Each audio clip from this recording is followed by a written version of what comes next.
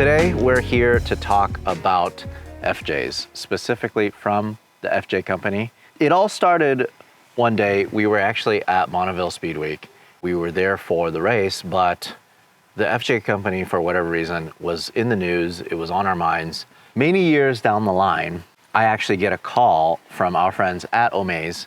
The reason why they called me to promote the vehicle that they're giving away for a good cause was because it was a classic FJ built by you guys, the FJ company. And when I got in that car, I didn't know anything about it. I just knew that you guys built it, and I turned the key and I started that thing. My mind just blew up because I was just thinking, like, why is it that it sounds exactly like my supercharged FJ Cruiser? Well, it's because it's the same motor. But now we're here with these three cars. The crazy thing about the FJ company and what you guys do is that it's already a mature company. Nowadays, as we've seen, so many people try to get into the space of resto mod and remaking cars, reimagining cars from the ground up that we loved, but they were just never extraordinary. Now, after all this time, it's not just one vehicle that you have to show everybody. We have three right here. So tell us, what are we looking at here? Well, Larry, it's really great to be with you here. I mean, when we saw the video that you guys did on that Omaze car, we all felt immediately the passion and the understanding of all the work that we put into these machines. Obviously, not everyone is into FJs or Toyotas, but most people are into something that is well crafted and well built throughout a couple years. And we're already at our 163rd resto modification. So what you see back here is the result of a lot of trial and error. Each car has been tested for 1,500 miles at least. And if you remember, back then in the 60s, 70s, even Toyota, all the builders would finish a car and then they would go out and drive it with the odometer off and retorque everything. And that's the way we have to do it, because in essence, there's still a 70s chassis. They're still part of a 70s metal body. It's the result of thousands and thousands of hours of building and testing and driving. We love to drive our cars. It's very easy to imagine what you want. It's very hard to execute one, and it's extremely hard to execute consequently or several. I would go one step further. Like I said, we're obsessive about being able to really drive them and feeling and making their weaker points up to date. You guys know, if you guys watch the channel, I'm a big Toyota guy. I'm a big Toyota truck guy. I already have two of the modern ones. Hopefully one day I'll own a classic one. But after our experience with building the car on the website and knowing about the company, I saw on the website that you guys are based out of Miami. So the first chance I had, I went out on a whim just to visit the site. And when I actually got there, the receptionist basically told me that, yeah, the cars aren't here. They're all in Colombia, and they're actually built in Colombia. I really want to know more about that operation, and why is it that they're built in Colombia? I have to say, first of all, we are Colombian. This is my brother and I founded the company, and there's a huge Toyota culture and background in Colombia, simply because there were few cars available, and one of those few cars was certainly the Land Cruiser. And given that our country is full of mountains with very few paved roads, this was the reliable vehicle to take you around the country, period. So it was a necessity for many to be able to work, to transport themselves, to communicate with their relatives in the other city. They would have to have one of those in the house. So many times this would be the only car, because this one was the one that you had to have for specific tasks. And I specifically grew up in the back of these cars. My grandfather had two of these cars. He had a 72, and then he had a 1982 FJ40 in medium blue. And that car is FJ company number 0001. And as I was mentioning to you, we have restored that car for the second time, and now it's supposed to remain as a sculpture somewhere in our garage. That's how we got into these cars. It was simply natural. And this is why the company is there. We could probably build them here in the US. We both now are US nationals and live here, but honestly, the pool of talent is large there. The pool of donor vehicles is much larger there. And we also want to support the country and give back to all these people that are artisans and artists. And we have now about 27 people that are full on. Most of them have been with us for over 4 years, so these are very close people, and they have polished their traits, and now they're able to do spectacular products with huge quality standards.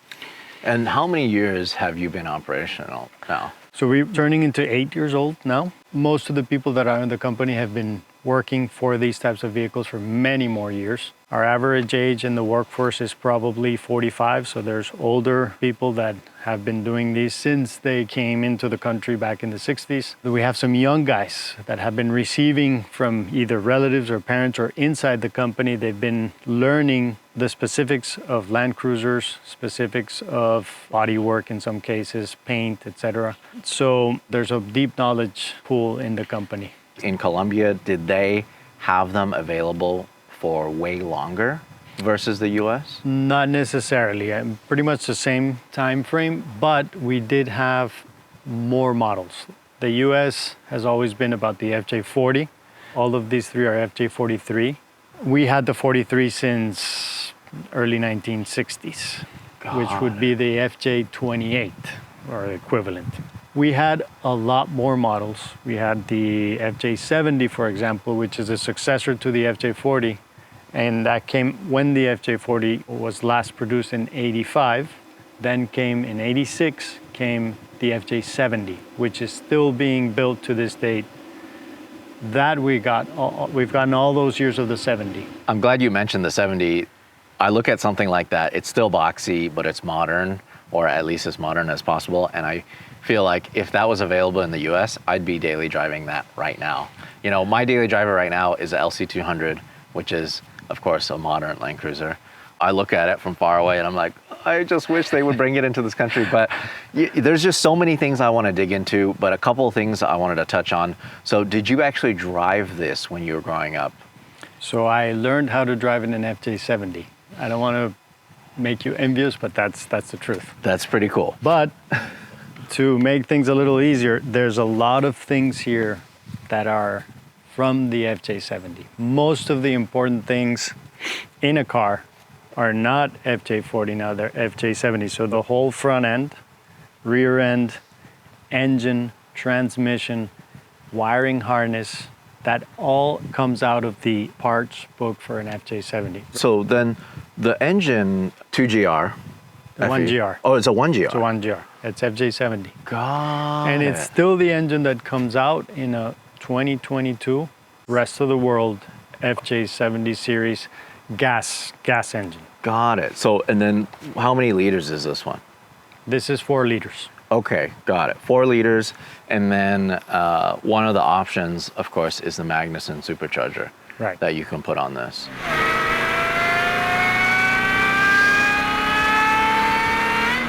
Interesting. Okay. Here, which is the XTRD supercharger. That's the big, what they call the big Toyota supercharger. That's what they call it.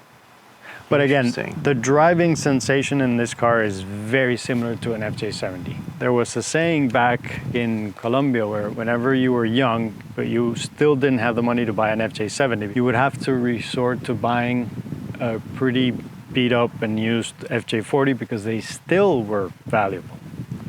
So you would ask people, what is the best FJ40? And somebody that had experienced all of them would say, the best FJ40 is an FJ70. Got it. So this car is what you and many people and us imagine as the ideal car, which is keeping the FJ40 body and benefiting from all the advances that the 70 has.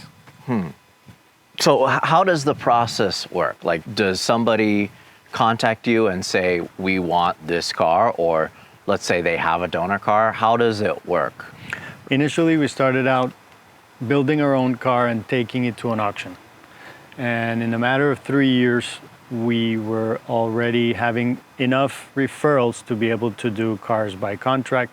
Nowadays, 99% of our business are builds that we contract with people.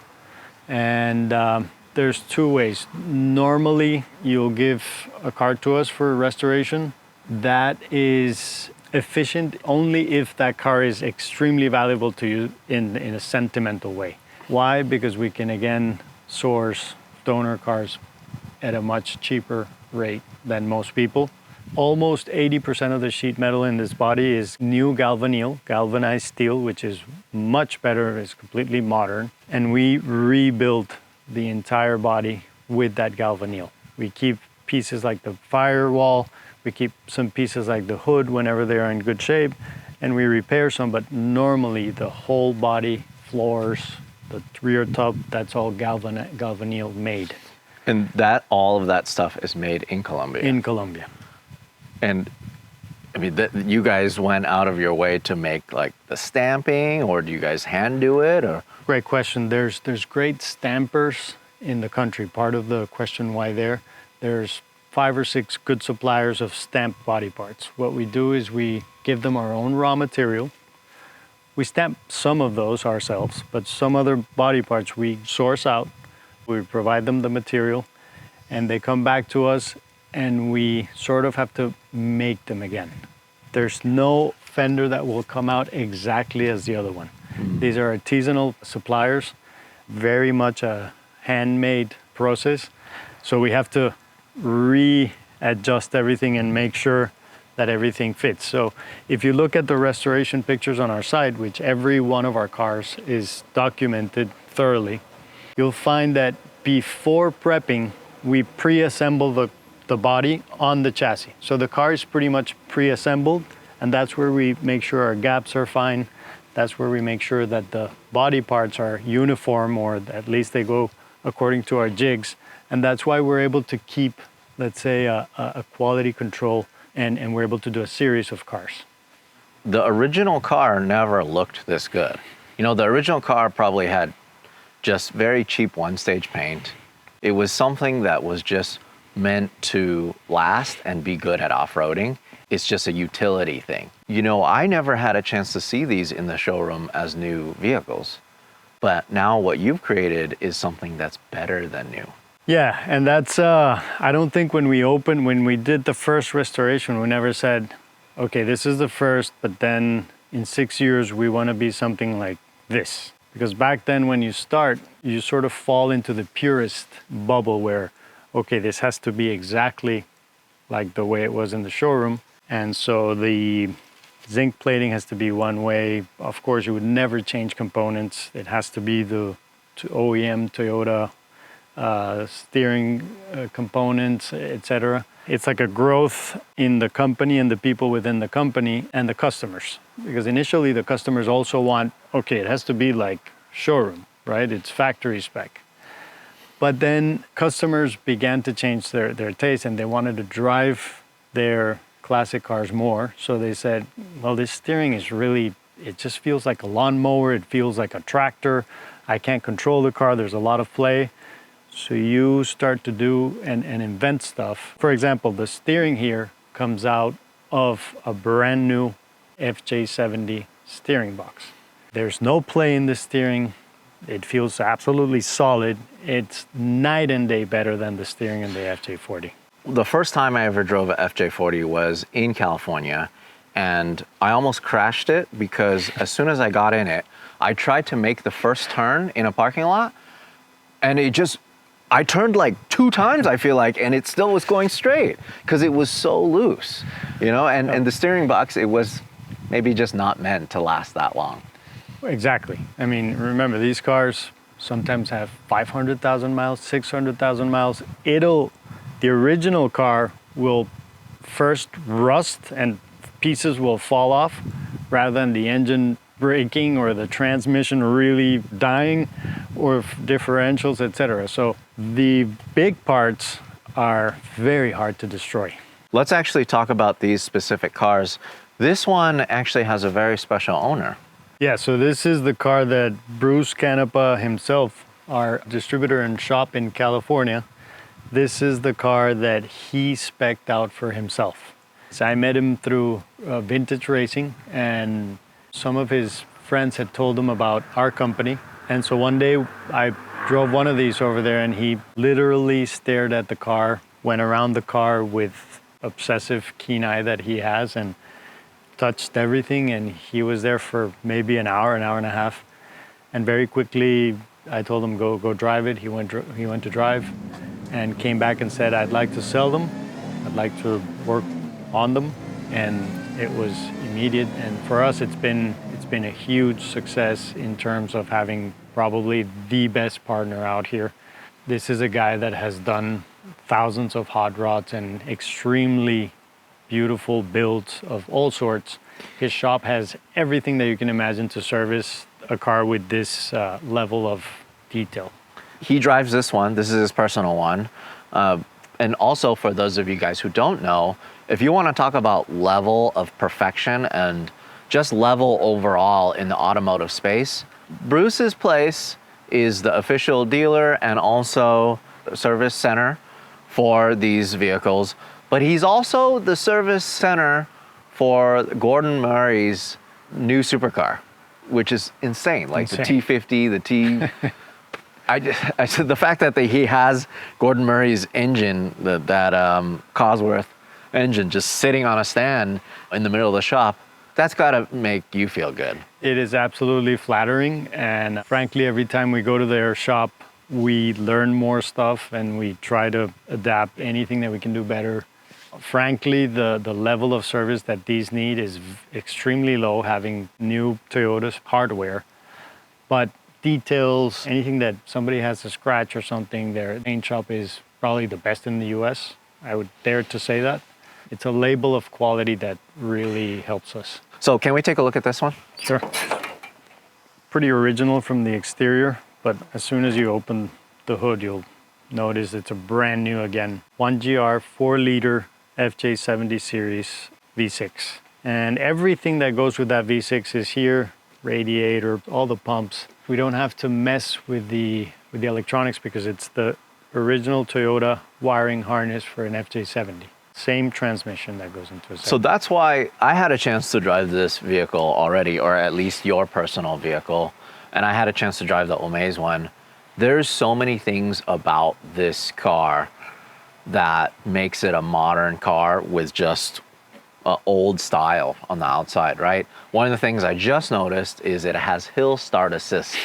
For a car like this, I just cannot believe that. I thought it was like, oh, maybe the brakes are sticky. Right. No, it's actually designed into it. So that's a stock FJ70 system? Correct. So if you choose the option of lockers, they are the original Toyota lockers that would go on an FJ70. Even like in the red car, that has the original Toyota air pump that would come in an FJ70. Wow. Okay, so this is pretty much the closest thing somebody in the US could actually own that is a FJ70. Absolutely. Jeez, okay, all right. This even has ABS? So this even brings over anything electronic that would be in the 70, which are ABS, traction control, and you can turn off the electronics with the original button that would go. We modified the button a little bit to our taste, which says, I think you've seen it. Yeah. Old school mode. Old school mode. So, but it's the same system that would be on a 70. So the climate control is a mix between vintage air parts and the original 70s air parts. And the big deal here is we guide the venting through the dash so that we really get some venting to our face and to our body, different from the original, which was underneath the knee pad. So then what about emissions? Is all that stuff here too? So all the emissions of the rest of the world FJ70 are here. Since this is a 25-year or older chassis, this is registered as a vintage vehicle, which can be registered anywhere except California and Colorado and maybe some in Washington, some of those states. But in that case, for California, we start with a pre-1975 chassis. Got it. So it's exempt. So this is a G43S. What does the S stand for? So this is an S because it has the Magnuson supercharger.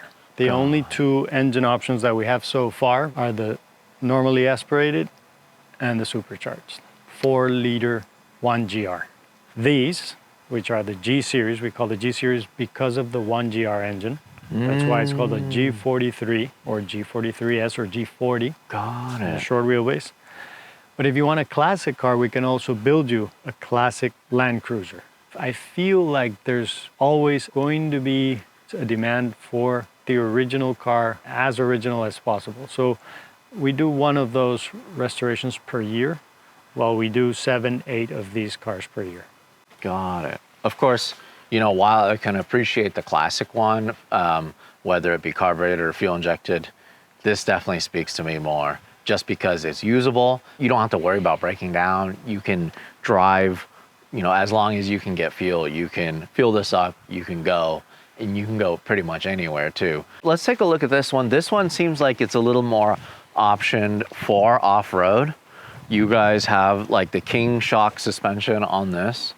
I'm sure you can go with a couple different options for suspension. Yeah, so we have the original Toyota suspension, which is again the FJ70 suspension. For a more desert-like or off-road, we would probably go with the King suspension. Although the old Manimio suspension that is in the green car is also very off-roady. You can set that one up. That's adjustable. So we really like that suspension as well. And this is what we call the Expedition trim. And it's the same base of a car, but the Expedition trim consists of our own off-road front bumper. This one has the larger winch, of course. These are the most potent fog lights that we have for the winter, snowy situations. These yellow fog lights are amazing. Otherwise, this has the front and rear lockers. And they're electronic lockers. And these are electronic, so you don't have, obviously you don't have to get off the car. You just do everything from the center console. And this has the ARB Toyota air pump. So this one is the non-supercharged. This one is non-supercharged. Got it. And here's the air pump. This is where you connect the air jack. Got it. So if you need to run any air system, if you need to air up, or if you need to use it for whatever, inflatable something. If you're camping out and you have air equipment, this is where you would connect. That is so cool. This has something which is really cool for off-roading and beach situations. If you have pets, which is the marine grade leather or marine grade upholstery. We love this because it's just durable. You can abuse it and have no problems. Well, let's just take a walk around it. Like the back. You can obviously choose if you want the jerry can or not. These are extremely popular. Everyone wants a jerry can. We have rear view cameras, which initially when we started doing that, people thought we were crazy, but they come extremely handy. These are boxy cars, they are big. And this has heated seats, front and rear. I love, love, love the wheels too. Are these cast or are they?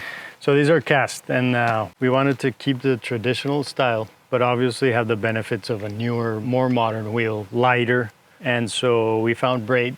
Of course, Braid has been very successful doing racing wheels and Porsche wheels. This is our mold, so we simply took the original idea, changed it a bit, and made sure that it fit various Land Cruiser models. And we're going to come out with this wheel for more modern cars like Tacomas and 4Runners. We're going to try and do them in 17-inch, 8.5. Yeah, because if you look from far away, it looks like a stock wheel, pretty much, right? Yeah, it's like, and you can, it's got the fittings for the. We don't have a car here with hubcaps, but you can fit the clips for the hubcaps, so the Toyota hubcaps will plug right in. There. So this is all the original mechanism, but we've made these in stainless steel. So the OEM parts were not stainless steel. So we've, version after version, we've made them better so to prevent corrosion as much as possible. And the FJ43 came with a hardtop for the Japanese models in 1985.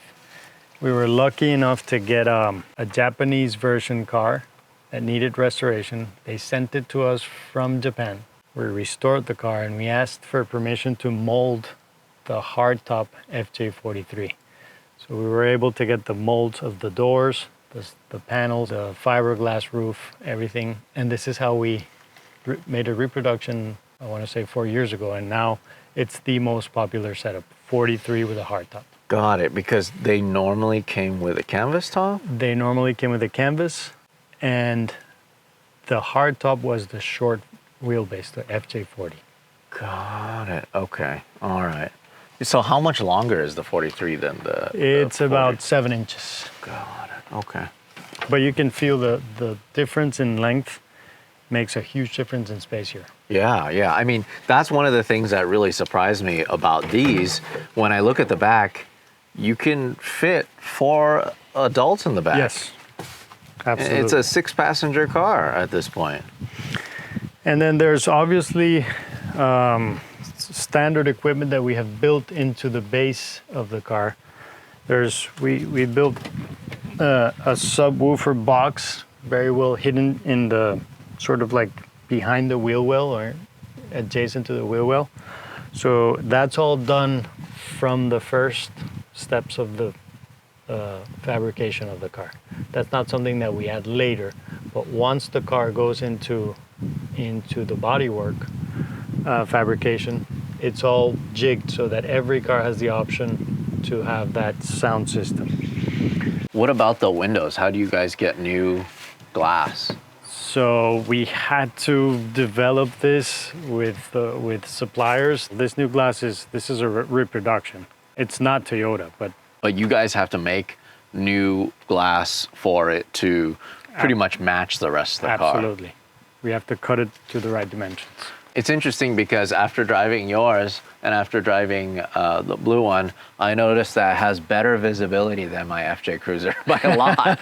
You know, they were better They were designed pretty back open, then. yeah, pretty open. Let's take a look at the interior on this one. One of the things I noticed right away when I climbed into the Omaze giveaway car was that you took the FJ80 button. Right.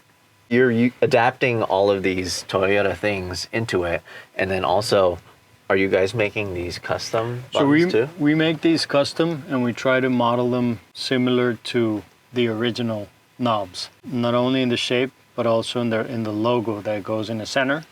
I noticed that. Yeah. And they're raised too. And they're raised. So we try to keep that, and that's all CNC machined. The signature trim has also a shifter. The shifters are different. This is a very cool piece because we basically take the cluster of an FJ70. We do our own faceplate with our own graphics. We retrofit the font. So the font on a 70 is more modern. We try to replicate the font on the cluster of an FJ40. But otherwise, all the lights and all the indicators and all the warning lights are that of an FJ70. Another thing that the market and we have shifted towards are the seats. The original Toyota seats are beautiful. The bucket seats are gorgeous, but let's face it, they never had the comfort level that these things have. So we buy, in this case, we have the Recaro seats. And what we did here is we buy brand new seats. We take the original upholstery off, and in this case, we did the marine grade leather. These are great for long hauls or for any time. They have the armrests, which are great. Another thing that, you know, the original cars are gorgeous and classic, but things like the indoor lighting, they're just not functional. They don't work well. And so this thing will really light up the interior. We have 2 of these simple details. It's like a no-brainer, but sometimes you don't want to change the originality of the car, but you also don't make the car functional. So is there one point where you're going to run out of a lot of these OEM parts? I mean, or do you just keep remanufacturing them and making them better? Because I know you are still using a lot of old school Toyota parts. So I think we have to adapt. In some cases, we have had to build our own parts. Let's say the FJ70 line gets upgraded. we are going to have to retool and find which is the next line to be able to keep this sort of configuration where the body is FJ40 and then the underpinnings are FJ70 or whatever comes next. The nice thing now is you're able to get all these things new from Toyota too, like the 1GR. You can get them 0 miles, brand new. Brand new, and the advantage for that also is the serviceability of the car. These are parts that any Toyota shop that has dealt with Tacomas, has dealt with 4Runners will understand. And with our support, if something is too complicated, we can find any sort of part that is needed for this platform. Our biggest market is certainly the US. We've concentrated here, but this car is actually probably more serviceable in many other places of the world than here. So tell me about the transfer case. So this is again the same transfer case as the 70s. The 5-speed is the same as the 70s. It's a brand new 2022 transmission and transfer case. These are also obviously detailed, so a lot of USB chargers. We can put a phone charger here. We have here are the heated seats, the buttons for the heated seats. And then this one actually has a hidden radio too. Yeah, so the Expedition being a little more classic or off-road themed, we don't want to have the Alpine here or the CarPlay here. This is more of a concealed stereo system. It sounds great, but we try to keep it more classic inside. Cool. And of course we do all the plates and the logos are reminders of the past or of all the Toyota graphics. Yeah, I remember seeing a stock one. It's there's so many instructions. I've never seen so many instructions on a dash of a car to tell you how to use it. Yeah, exactly. Yeah, it's very Japanese. It's like, this is how you use an elevator. And also, Larry, very important, all of our cars have their own number. In this case, this is a G43 Expedition, as we mentioned. And if you use the barcode reader, it'll take you to the bio of the car. And what that is in our website, it has its own page with the sequence of pictures of all the restoration. So you're going to be able to see the donor vehicle and then the process of the restoration in detail. Unless a client wants privacy and doesn't want to have the car public. So each car has its own number and each car has its own bio, which makes them one-of-ones and traceable, of course. So one of the things I probably mentioned halfway is we do most of the work in-house. Bodywork, paint, upholstery, most of the finishes, of course, disassembling, assembling, that's all done in-house. Only special coatings like Cerakote, like this Cerakote, we farm out and we do outside. The wheels are made by Braid, like we mentioned, and CNC machined parts are designed by us, but they're milled outside. But again, as part of the jobs that we do personally or in-house, we have upholstery, and upholstery includes the soft tops. These soft tops are made by hand. Fernando is our master upholsterer. This is the original Toyota design. There's a few changes here and there, a few upgrades or updates, but it's very simple. It's light. It's designed to work this way, frankly. I think this is the way that most of them are driven. And the passengers in the back love to drive the car this way. Or you can take the whole side panel off and the car's open and it feels sort of like a convertible with the shade, of course. Got it. And then so what about the roll bar here? Is that something you guys add? The American FJ40 always came with a roll bar. The rest of the world, FJ40s or 43s, almost never came with a roll bar. That was a US option for safety, and in general, the American version US cars were more heavily optioned. So what we did is we took an American FJ40 roll bar and did a replica, but we added a couple inches to make it exactly look the same as that, but in a 43 length. And we also have, and none of these cars have it, but we have a heavy duty roll cage. If somebody's going to do heavy off-roading, rock climbing, or he's going to be out in the desert all the time, then we do a proper roll cage. It's heavily anchored in the car, anchored in the back, and it'll come all the way up to here, and it anchors here to the front of the body. That's a special request, and we've done several of them. It looks great though. This is something that I'm not used to seeing because obviously they were never available in the US, you know, but I think it looks great. Obviously, in a car that has, without the supercharger, 240, 250 horsepower, if you're going 75, 80 in the highway, it'll make noise. So if you're going to be doing those speeds in the highway and you're going to be out in the highway more, then the hardtop would probably be a better choice. But for 40 mile an hour, 50, 60, or off-roading, this is the way to go. So the 1GR stock, 240 horsepower? 240 horse, and with the supercharger, we figure, well, we don't figure, the dyno says it's 30% more than that. But in general, it's just more than enough for this platform, and basically what ends up happening is in the highway, you'll be doing 70 and you're feathering the gas. I'll tell you right now, this chassis was meant for 100 horsepower, right? And the fact that it has 3 times that horsepower is kind of insane. And it's a good point, because if you see the pictures of our restorations, we basically take the old chassis. The first thing we do is we put it on a jig, make sure it's straight, and it's heavily inspected for cracks, for rust. Then we take the chassis and dip it into a zinc pool at 400 degrees Celsius, which takes all the possible rust of the inside, the crevices of the chassis, and takes care of that. And it comes back to us. That's one of the other things that we do outside of the company. It comes back to us, and then we remanufacture the chassis. It's reconstructed in the front so that all the FJ70 suspension braces, we weld that into the chassis to accommodate for the coil suspension in front.